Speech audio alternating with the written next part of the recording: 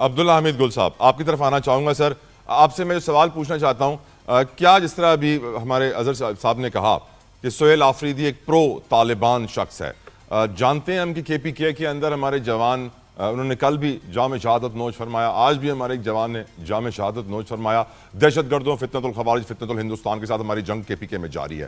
ایسے وقت میں ایک نئے سیاستدان کو چیف منسٹر بنانے کا فیصلہ عمران خان کا صحیح ہے یا نہیں؟ اور دوسرا سوال اس سے عبداللہ صاحب آپ سے یہ ہے کہ جو الیکشن کمیشن نے نوٹیفیکیشن ڈال کے ان کو آزاد کر دیا ہے, کہا یہ جا رہا ہے کہ اب ہارس ٹریڈنگ کا بازار گرم ہوگا, کوشش کی جائے گی کہ PTI اپنا چیف منسٹر نہ لا سکے, 20 کے قریب نمبر ہے, ایسا ہے, اس سے آگے پیچھے کرنا پڑے گا. آپ کی رائے عبداللہ حمید گل صاحب. بسم اللہ الرحمن الرحیم. بہت بہت شکریہ جی. سب سے پہلے تو ہمارے جو پرسوں 11 فوجی جوان اور 2 افسران شہید ہوئے, اور پھر میجر سپتین جو ہے کوئٹہ سے جن کا تعلق درابند کا علاقے کے اندر شہید ہوئے, ان سے جو ہے ہم یقیناً قوم کو ان کی قربانیوں پر فخر ہے. بے شک. اور ہم یہ بھی جاننا چاہتے ہیں کہ کیا وجہ ہے کہ جب بھی کوئی شہید ہوتے ہیں PTI کی طرف سے جو ہے بالکل چپ سادھ لی جاتی ہے. وہ عمران خان صاحب کا جو اکاؤنٹ جو مستقل جو ہے بات کرتا ہے وہ وہاں خاموش ہو جاتا ہے. اب دیکھنا یہ ہے کہ یہ سارا کچھ جو ہے پرو طالبان ہونا, چلو شاید ہو سکتا ہے, اپنی سوچ ہوتی ہے, لیکن کیا پرو طالبان زیادہ بہتر ہے یا پرو پاکستان بہتر ہے؟ تو میں تو اپنے پاکستان کو چنوں گا. اور کوئی بھی حب الوطن جو ہے, ٹھیک ہے ہم اپنی ہمدردیاں ضرور رکھ سکتے ہیں, لیکن ہماری پہلی ترجیحات جو ہیں وہ پاکستان ہوتی ہیں. اب آپ دیکھ لیجئے کہ امیر متقی جو ہیں وہ افغانستان سے اٹھے ہیں اور جا کے پھر نئی دہلی پہنچ گئے ہیں. وہ بابا آپ جو ہے, آپ کو پاکستان کا خیال نہیں آیا, آپ نے جو ہے مارکہ حق میں کافروں کا ساتھ دیا, آپ جو ہے آج کدھر کھڑے ہیں؟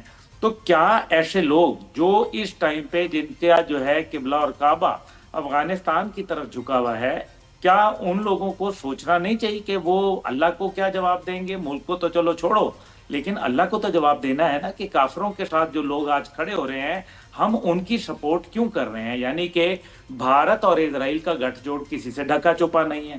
اور اگر آپ بھارت کو ساتھ جو ہے وہ پینگیں بڑھا رہے ہیں تو اس کا مطلب ہے کہ اسرائیل کے ساتھ بھی آپ کے تعلقات ہوں گے. تو اگر سہیل آفریدی صاحب یہ سوچنا شروع کر دیں تو میں آج ٹی وی پہ بیٹھ کے 365 کے ذریعے میں ان سے پوچھنا چاہتا ہوں کہ کیا آپ اس بات کے اوپر افغان طالبان حکومت کی مذمت کرتے ہیں؟ نمبر 1. نمبر 2 یہ ہے کہ عمران خان صاحب جو ہے وہ کبھی بھی سیاستدان نہیں تھے. اگر وہ سیاستدان ہوتے تو وہ کبھی بھی جو ہے اپنی تمام اسمبلیاں اور وفاق کے اندر جب PDM آئی تو وہ کبھی بھی نہ توڑتے بلکہ وہاں بیٹھ کے مقابلہ کرتے. لیکن عمران خان صاحب ایک مقصد کے ذریعے آئے تھے. ان کا مقصد جو تھا وہ پاکستان کو ڈی سٹیبلائز کرنا تھا, ڈی نیوکلیئرائز کرنا تھا, ڈی لنک کرنا تھا چائنا کے ساتھ, اور ڈی اسلامائز کرنا تھا. انہوں نے اسلام کی بات ضرور کی, لیکن عملی طور پر آپ دیکھ لیجئے کہ ایاک نعبدو و ایاک نستعین کا نعرہ تو ضرور لگایا, لیکن جب آیا موقع تو این جو ہے وہ واشنگٹن کے سامنے سجدہ ریز ہو گئے, اور واشنگٹن کے ساتھ ان لوگوں کو لابی کے لیے استعمال کرنا شروع کر دیا جو باقاعدہ اسرائیل کے لابیسٹ تھے, اور اسرائیل کے جو یہودی ایجنٹ ہیں وہ وہاں موجود تھے. اب میں ان باتوں پہ کیا کہوں؟ اب آپ دیکھ لیجئے ابھی جو کشمیر کے اندر ایک جو ہے وہ معاملہ ہوا, افسوسناک واقعات تھے, لیکن جو ہے وہ اس کے اندر تمام PTI کے جو لوگ تھے, جو سوشل میڈیا ہینڈلرز تھے, وہ کیا بات کر رہے تھے؟ وہ ریاست مخالف بیانیہ کے اوپر بات کر رہے تھے. آج جو ہے PTI جو ہے وہ کیا بات کر رہی ہے؟ ریاست جو ہے وہ تصادم کی بات کر رہی ہے. تصادم انہوں نے 9 مئی کو کیا تھا. 9 مئی کو یہ دنیا کا پہلا ملک پاکستان ہے جو 5th جنریشن وارفیئر کی جگہ 6ٹھی جنریشن وارفیئر کے اندر کامیاب ہوا. 6ٹھی جنریشن وہ تھی جس کے اندر عملی جامہ پہنایا جاتا ہے. 5th جنریشن یعنی کہ عوام کو بدظن کر کے اپنی ہی ریاستی اداروں پر حملہ کرنے کی ترغیب دی جاتی ہے, ملک توڑنے کی باتیں کی جاتی ہیں. آپ دیکھ لیجئے کہ جب وہاں پارا چنار کے اندر خون کی ندیاں بہہ رہی تھیں تو علی امین گنڈا پور صاحب جو تھے وہ یہاں اسلام آباد پہ چڑھائی کر رہے تھے. بات یہ نہیں ہے کہ علی امین گنڈا پور کو بھی اسی لیے لے کے گئے تھے کیونکہ وہ ایک تصادم کی پالیسی اپناتے تھے. عمران خان صاحب نے وفا کس کے ساتھ کی ہے؟ یہ بڑا اہم سوال ہے جدوئی صاحب. میں آپ کو یہ بتانا چاہتا ہوں کہ شوکت خانم بنا، شوکت خانم کا ایک آدمی بھی آج ایسا نہیں ہے جو وہ اوریجنل ٹیم کا بندہ تھا. کیا وجہ ہو گئی، کیوں لوگ چھوڑ گئے، یہ بتائیں. پھر اس کے بعد اپنی کسی بیوی کے ساتھ وفا کی، وہ بھی آپ کے سامنے ہے. میں یہ ذاتی بات نہیں کرنا چاہتا. بچے جو سب سے اہم ترین ہوتے ہیں، 2 بیٹے اور ایک وہ بیٹی جس کو عدالت نے زبردستی بیٹی بنایا، امریکہ کی عدالت نے، اس کے ساتھ وفا کی. آپ دیکھ لیں آج کیوں وہ دونوں جو ہے قاسم اور سلمان جو ہے وہ خاموش ہیں، اپنے باپ کے پاس نہیں آنا چاہتے. پہلے تو وہ بڑے تڑپ رہے تھے، لیکن آج وہ نائی کاپ بنانے سے جو ہے وہ قاصر ہیں. وہ پاکستان کا ویزا لینے کے لیے درخواست تک نہیں دیتے. یہ ہے حضور اصلی بات. اچھا، پھر تیسری بات اس کے اندر بڑی اہم ہے، وہ یہ ہے کہ پی ٹی آئی کے جتنے بھی بانی کارکنان تھے ان میں سے کون ایسا ہے جو آج بھی خان صاحب کے ساتھ کھڑا ہے؟ کیوں نہیں کھڑا؟ سوچنے والی بات ہے. جو آدمی اپنے ملک کا وفادار نہ ہو، وہ علی امین گنڈا پور کا یا وہ اپنی پارٹی کا یا وہ کسی اور کا قوم کا کیسے وفادار ہوگا؟ اچھا، پھر آخری بات اس کے اندر بڑی اہم ہے. بات یہ ہے کہ علی امین گنڈا پور صاحب سے جو کام نہیں ہوا، اب یعنی کہ آپ اپنی آخری آپشن کے طور پر تنگ آمد بجنگ آمد، آپ لڑائی کے لیے ایک نیا طبل جنگ جو ہے وہ بجا رہے ہیں. آپ چاہتے ہیں کہ میں سہیل آفریدی کو وہاں لے کے آؤں اور یہاں دھاوا بول دوں، وہاں کی پولیس جو ہے وہ یہاں کی پولیس سے ٹکرا جائے، یہاں کے ریاستی اداروں کے لیے مصیبت بنا دے، یا میں جا کے افغانستان کے حوالے سے کوئی ایک نیا بیانیہ جاری کر دوں. بابا، آپ سیاست کرنے آئے ہیں یا آپ غیر ملکی ایجنڈا پاکستان کو خدا نہ خواستہ نقصان پہنچانے کا ایجنڈا لے کے آئے ہیں؟ آپ یہ وضاحت کریں جناب. ایک بریک آ گئی عبداللہ بھائی. تو کی بات کرتے ہیں، آپ کا ہیرو جو ہوگا وہ یقیناً یحییٰ خان شاید ہوگا، لیکن قوم کا ہیرو نہیں ہے وہ. بالکل ٹھیک. آپ کا ایک جملہ مجھے بڑا پسند آیا سہیل آفریدی کے لیے کہ تنگ آمد بجنگ آمد. 26ویں آئینی ترمیم کے خلاف درخواستوں کی براہ راست سماعت آج بھی قوم نے دیکھی ہے. آج سینئر وکیل ایڈوکیٹ منیر ملک نے اپنے دلائل دیے اور بڑے بہترین طریقے سے دیے. ان دلائل کے دوران جسٹس مسرت ہلالی کی جانب سے کچھ ایک ایسی بات کی گئی جس کے بعد تاثرات بدلتے نظر آئے عدالت کے اندر، معزز جج صاحبان کے چہرے پر بھی اور دوسرے لوگوں کے چہرے پر بھی. جو بات انہوں نے کی جسٹس مسرت ہلالی نے، وہ یہ کی کہ اگر فیصلہ 26ویں آئینی ترمیم کے خلاف آ جاتا ہے تو جو اس کے بینیفیشری ججز ہیں ان کو واپس جانا پڑے گا، جس کے اوپر آئینی بینچ کے سربراہ جسٹس امین الدین نے کہا کہ ان کا کیا قصور، وہ تو بینیفیشری نہیں ہے جو چیف جسٹس لگے ہیں ہائی کورٹس کے اندر. لیکن یہ سوال میں پہلے ماہر قانون حافظ احسان احمد صاحب کے سامنے رکھنا چاہتا ہوں. حافظ صاحب، جو بات جسٹس مسرت ہلالی نے کی کہ اگر فیصلہ آ جاتا ہے 26ویں آئینی ترمیم کے خلاف تو جو اس کے بعد ججز لگے ہیں ان کو واپس جانا پڑے گا، کیا کہیں گے آپ اس بات کے اوپر حافظ صاحب؟ دیکھیں طلع، ایک تو یہ ہے کہ ابھی میرٹس پہ بات نہیں آئی، ابھی بات اس چیز پہ چل رہی ہے کہ کیا سپریم کورٹ کو فل کورٹ تشکیل دینا چاہیے. میرے سوال کو آپ گھما رہے ہیں سر. میں نے آپ سے یہ نہیں پوچھا کہ بات کس چیز پہ چل رہی ہے. میرا سوال جسٹس مسرت ہلالی کا ہے. اس چیز کے اندر میں اس کے اندر آ جاتا ہوں.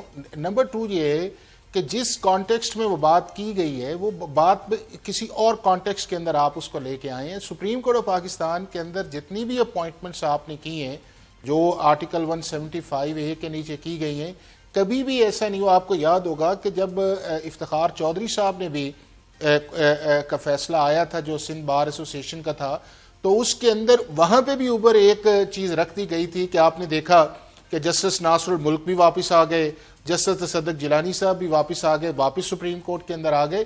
تو اگر یہ فیصلہ، میرا نہیں خیال کہ جس کانٹیکس کے اندر ہے کہ جی وہ فل کورٹ کا برج، وہ تو اس وقت تو جو کیس کو آرگیو کر رہے ہیں وہ جو کانسٹیٹیوشنل بینچ کے ایگزسٹ کو نہیں مانتے، وہ تو یہ کہتے ہیں کہ یہ اس کے بینیفیشری ہیں، وہ تو یہ کہتے ہیں کہ آپ اس سائیکل کو پرانا سائیکل پہ لے کے جائیں، یعنی کہ آپ 23 اکتوبر سے پہلے لے کے جائیں. تو اس وقت کانسٹیٹیوشن کے اندر آپ کی 26ویں آئینی ترمیم حصہ ہے. آرٹیکل 239 کے نیچے پارلیمنٹ کو پار ہے. آرٹیکل 239(5) کے نیچے جو ہے پارلیمنٹ کی امینڈمنٹ کو آپ سیٹ اسائیڈ یا کسی کورٹ کے اندر نہیں لے کے جا سکتے. آرٹیکل 239(6) کے اندر پارلیمنٹ پہ قدغن نہیں لگائی جا سکتی. اب تک 3 امینڈمنٹس سپریم کورٹ کے اندر چیلنج ہوئی ہیں. 18, 19 اور 21 جو ہے سپریم کورٹ آف پاکستان نے انہیں انڈورس کیا، انہیں ویلیڈیٹ کیا ہے. تو میں یہ سمجھتا ہوں کہ ابھی بھی جتنی بھی باتیں کی جا رہی ہیں وہ باتیں صرف اور صرف ایک پولیٹیکل چیزوں کو ہائی لائٹ کرنے کے لیے ہیں. اس کے اندر کانسٹیٹیوشنل سٹرینتھ جو ہے وہ موجود نہیں ہے. اگر کانسٹیٹیوشنل سٹرینتھ اس کے اندر موجود ہو تو ایشو تو صرف انڈیپینڈنس آف جوڈیشری کا ہے, کیونکہ پریکٹس اینڈ پروسیجر کا جو لا آیا تھا اس کے اندر آپ نے اس سارے پروسیس کو ریگولیٹ کیا. پاکستان کا سپریم کورٹ کا 15 رکنی بینچ بیٹھا, 10-5 سے ایک فیصلہ آیا اور انہوں نے کہا کہ آپ نے جس طرح سٹرکچر ڈسکریشن کی ہے, چیف جسٹس کے ماسٹر آف روسٹر نہیں آپ نے کیا, یا اس کے بعد آپ نے رائٹ آف اپیل آرٹیکل 184(3) کے نیچے دی ہے, اس سے ہماری انڈیپینڈنس آف جوڈیشری افیکٹ نہیں آئی. اور ابھی بھی آپ یہ دیکھیں کہ جو جوڈیشل کمیشن بنا ہے 18ویں ترمیم کے اندر یہی کمپوزیشن تھی, لیکن اس وقت کے چیف جسٹس نے کہا کہ نہیں مجھے بنایا جائے, اور 19ویں ترمیم جو ہے وہ پارلیمنٹ کو ڈیورس کر کے لائی گئی, اور پھر 19ویں ترمیم کو بھی 2012 کے اندر ایک ڈیسیژن آیا, اس کے اندر ڈس فنکشنل یا ریڈنڈنٹ کر دیا گیا. جہاں تک آپ کا کانسٹیٹیوشنل بینچ کے اندر والی بات ہے وہ یہ ہے کہ جانا کانسٹیٹیوشنل کورٹ کی طرف تھا, پی ٹی آئی نے کہا نہیں کانسٹیٹیوشنل بینچ بننا چاہیے, اور وہی لوگ جو اس پروسیس کے اندر مولانا فضل الرحمان صاحب کے ساتھ تھے اب وہ اس پہ احتجاج کر رہے ہیں, اور اس وقت ان کی ساری کانکرنس جو تھی وہ اس کے اندر موجود تھی. اور آپ نے دیکھا ہوگا کہ جو سب سے پہلا پروسیس آیا وہ چیف جسٹس کی اپوائنٹمنٹ کا تھا, یا افریدی صاحب کا, پی ٹی آئی اس میں موجود تھی, جوڈیشل کمیشنز کی میٹنگ میں موجود ہے, جو ججز جو ہیں سپریم کورٹ کے اندر لائے گئے ہیں سر جوڈیشل کمیشن میں تو حکومتی ارکان زیادہ ہیں نا, جوڈیشل کمیشن میں تو حکومتی ارکان زیادہ ہیں, پی ٹی آئی منصور علی شاہ صاحب کیا کر لیں گے؟ دیکھیں بات میں نے آپ سے یہ کہا ہے, میں نے آپ سے بات یہ کہا ہے, طلع میں آپ کو بتا دنیا میں کہیں ایسا نہیں ہے کہ جوڈیشل اپوائنٹمنٹس جو ہیں وہ صرف جوڈیشری کا پریروگیٹو ہو. ہمارے ساتھ والے ملک کے دیکھ لیں, انڈیا کے اندر جو ہے عدالت نہیں کرتی, ان کی اکاؤنٹیبلٹی عدالت نہیں کرتی بلکہ پارلیمنٹ کرتی ہے. امریکہ برطانیہ کے اندر ایک جوڈیشل کمیشن کا میکانزم ہے جو ایڈمنسٹریٹو کنٹرول کے اندر ہے. اسی طرح آپ جو دوسرے کنٹری آسٹریلیا یا کینیڈا جو ہے, سر آپ جن ملکوں سے موازنہ کر رہے ہیں حافظ صاحب, ان ملکوں سے موازنہ اس لیے نہیں ہو سکتا کیونکہ ہمارے ملک میں اکاؤنٹیبلٹی کا نظام موجود نہیں ہے, یہاں کسی کو سزا جزا نہیں ہوتی. طلع میں آپ کو بتا 1973 کا جو اوریجنل کانسٹیٹیوشن تھا اس کے اندر چیف جسٹس کی اپوائنٹمنٹ کا پروسیس وہ نہیں تھا جو ہماری سپریم کورٹ نے الجہاد ٹرسٹ کے اندر دیا. جو جوڈیشل اپوائنٹمنٹس کا طریقہ کار تھا وہ نہیں تھا جو سپریم کورٹ نے حافظ صاحب اس کے اندر قادر خان مندوخیل صاحب کو دعوت دوں گا, اور پھر ہم اس کے اوپر گفتگو کریں گے کہ پاکستان میں ججوں کی اپوائنٹمنٹ کیسے ہوتی ہے. میں یہ سمجھتا ہوں کہ 26ویں آئینی ترمیم جو ہے اس سے پاکستان کی سپریم کورٹ کی جو جوڈیشل پاورز ہے وہ کم نہیں ہوئی ہیں. آرٹیکل 174 میں کوئی تبدیلی نہیں آئی.